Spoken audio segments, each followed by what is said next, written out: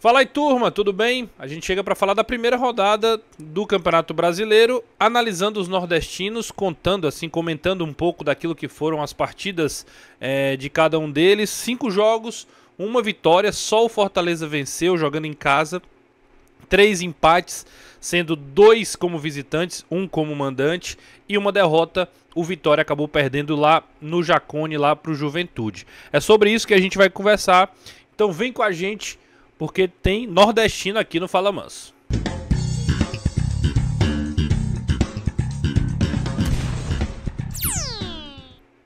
É isso, turma, a gente chega para conversar um pouco sobre essa primeira rodada do Campeonato Brasileiro, um campeonato extremamente difícil.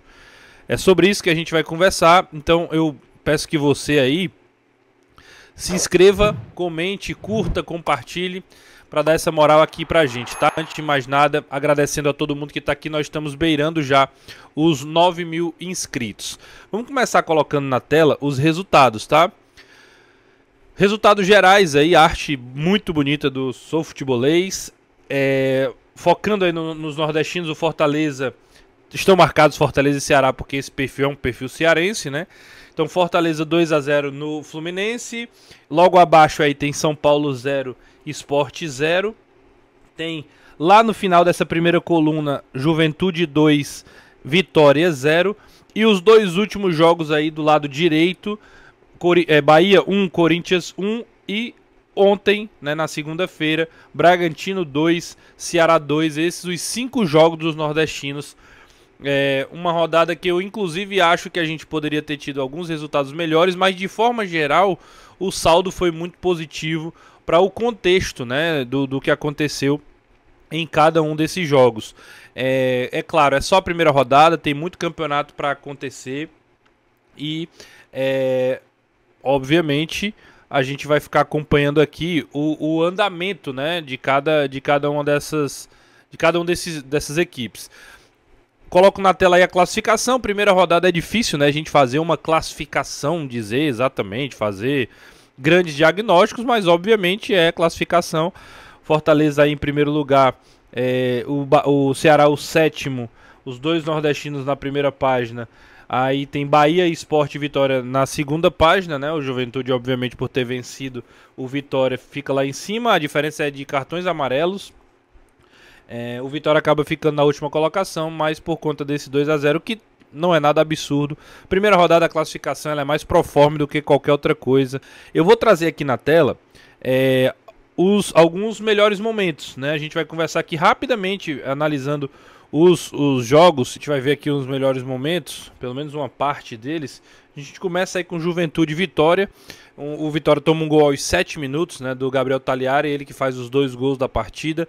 Um lançamento ali pelo lado esquerdo. Vitória começou inclusive tentando ali marcar as infiltrações aí do Juventude, mas toma um gol logo no começo, né, já dá uma quebrada no andamento, né, muito difícil sair atrás no Campeonato Brasileiro. O Tagliari inclusive finalizou muito bem. Aí tem uma pressão, algumas finalizações da equipe do Juventude. O Vitória chega também tentando pressionar ali aos 18 minutos, mas logo em seguida, né, tem mais uma jogada de finalização da equipe do Vitória, mas já no finalzinho do segundo do primeiro tempo, o Juventude faz o 2-0, e aí já complica, né, um pouco da situação do Vitória ao longo da partida. O segundo tempo foi muito protocolar, né, assim, sem grandes alternativas. O Vitória acabou ficando pelo caminho, uma derrota, né, o único nordestino que perdeu, jogou fora de casa e agora precisa se recuperar no Barradão. Uma partida realmente que poderia ter sido melhor para o Vitória, não tem como se desesperar, mas é óbvio que é preciso já ficar ligado, né, do que vai acontecer aí nas próximas partidas. O outro jogo de times baianos foi o Bahia, né, que enfrentou o Corinthians. E até acho que o Bahia fez um bom primeiro tempo, tá? Acho que o Bahia fez um bom primeiro tempo, conseguiu... eram os reservas do Corinthians. A gente até falava no vídeo aqui sobre como é que viriam os nordestinos para o Campeonato Brasileiro, que essa era uma possibilidade. Como é que vem o Corinthians para esse jogo contra o Bahia, né? Será que vem com os titulares? Será que não vem? E de fato não veio, né? Não levou, não trouxe os titulares para Salvador.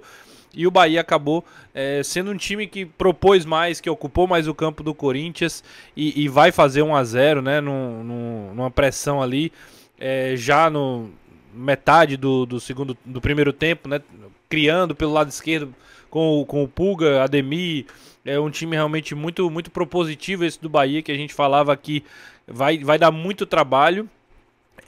E poderia, inclusive, até a expulsão do Everton Ribeiro, ter decidido o jogo.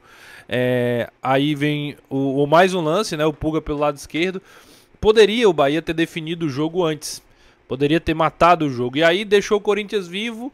Com a expulsão do Everton Ribeiro, acabou realmente não conseguindo não conseguindo levar a vitória. A gente tá vendo o gol do Bahia, o gol do Gilberto, que fez 1-0.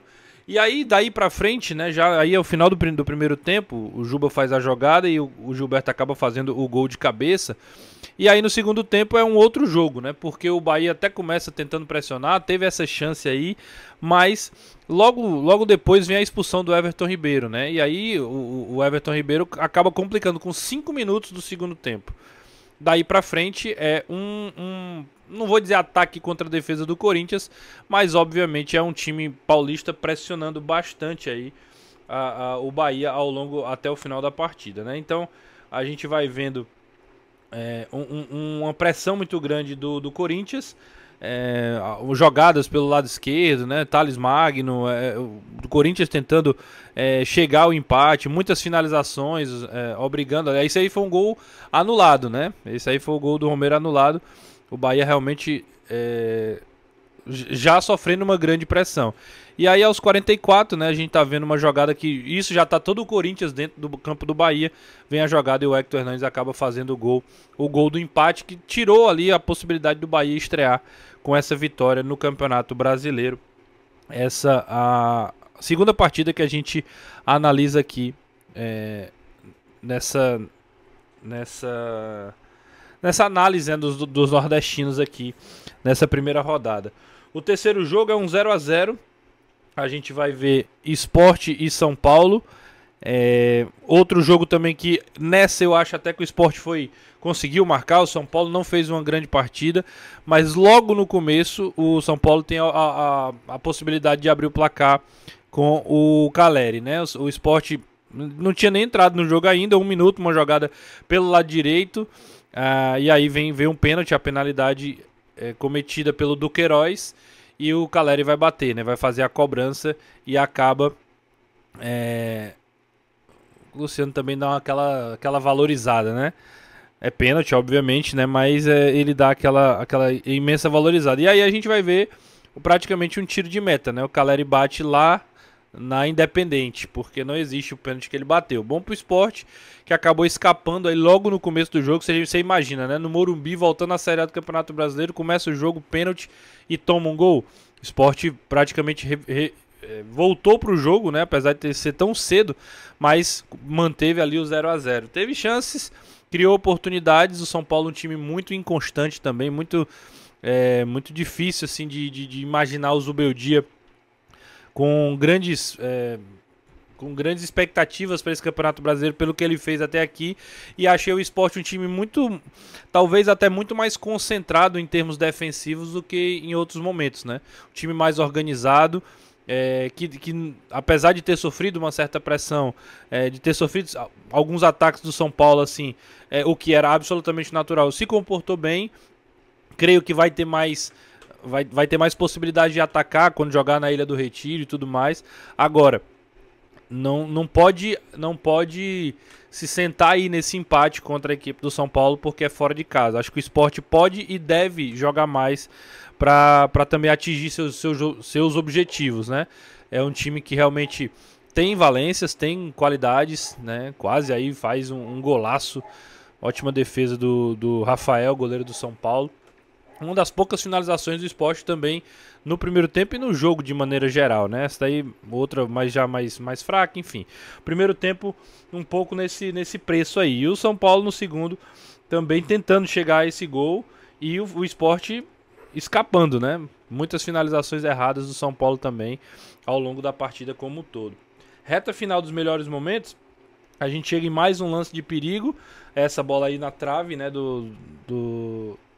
Não vou lembrar quem foi o que acertou a trave. Mas, como eu disse, o São Paulo teve mais chances, né? O Sport acabou conseguindo se defender na maior parte do jogo bem e criou muito pouco ali para poder tentar chegar à vitória. Essa é uma das poucas perigosíssimas finalizações aí pelo lado esquerdo. No mais, um Sport bem mais pobre ofensivamente, que é uma característica aí da maioria dos nordestinos, né? A gente salvo a exceção aí do Bahia, o Fortaleza também tem um bom ataque, mas até então não tinha conseguido ser tão propositivo, né? Acaba que realmente o Bahia é o único time que tem mais valências ali ofensivas, né? Os demais com mais dificuldade de atacar, de jogar ali no campo do adversário. O quarto jogo a gente fala sobre o Fortaleza e Fluminense, né? Fortaleza e Fluminense, um 2-0, que aí a gente vai ver praticamente os primeiros 20 minutos. Uma saída errada do Fraites e o Marinho dá o passe para o Lucero fazer 1-0. Isso com 3 minutos de jogo.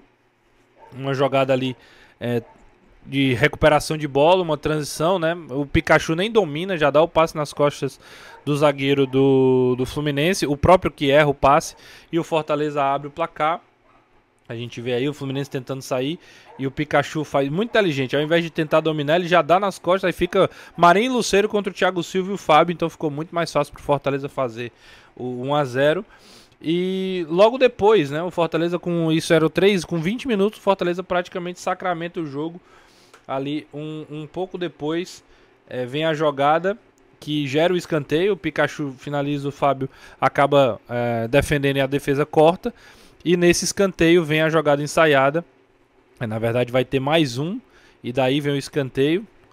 Que aí é um corte, né? E aí depois vem o escanteio lá pro Paul Fernandes fazer o lançamento pro Tinga. E fazer o gol. Na verdade é até depois do chute do Cano, né? O cruzamento, aí o Tinga faz o 2-0. O Fluminense ainda tinha tido uma possibilidade de finalização. O Tinga faz 2-0. E aí num futebol tão difícil, eu tenho defendido essa ideia, né? Tão difícil de ter viradas, o Fortaleza vai lá e faz 2-0, consegue em casa manter um ritmo, controlar e deixar o Fluminense ali se atrapalhar nas suas próprias características, né, suas próprias limitações. E aí conseguiu sacramentar o 2-0. Nem tem tantos lances assim de perigo. O Fluminense chegou muito pouco, né, ao gol do João Ricardo, muito pouco. E o Fortaleza acabou levando vantagem nisso, né? Acabou não sofrendo tanto. E por isso também saiu com a vitória 2-0. E o último jogo, não só que a gente analisa aqui, que a gente vê um pouco, foi o último jogo da rodada nessa segunda-feira. O jogo entre Bragantino e Ceará. Esse aí já é o primeiro gol. O Dieguinho encontrando um passe por Pedro Raul, fazer 1-0. Logo com 11 minutos, o Ceará dominava a posse de bola, conseguia ter um time com muita autoridade ao longo do primeiro tempo todo, sem sofrer muita coisa com o Bragantino, e faz 1-0, né? Conseguindo ali encaixar o jogo, deixar o Bragantino um pouco mais incomodado ali com a forma com que o Ceará marcou, mas principalmente com a posse de bola. E aí, muito parecido com o que aconteceu com o Fortaleza fez 1-0 antes, né? O Ceará faz com 11, mas aos 20 e poucos, o Fortaleza faz aos 20, o Ceará faz aos 22, o Ceará abre 2-0 contra o Bragantino. A grande diferença de um jogo para o outro é que o Bragantino conseguiu encaixar um segundo tempo melhor. Outro detalhe é que no final do primeiro tempo o Bragantino consegue o 2-1, já poderia ter empatado inclusive nesse lance que o Bruno Ferreira faz uma grande defesa, mas faz o 2-1 ainda no primeiro tempo. Eu acho que essa diferença de um jogo para o outro, o Fluminense não conseguiu, por exemplo, não criou grandes oportunidades para isso. Mas o Ceará dá uma bobeada na marcação, já até com sintomas de desorganização defensiva e também um pouco de cansaço no final do primeiro tempo.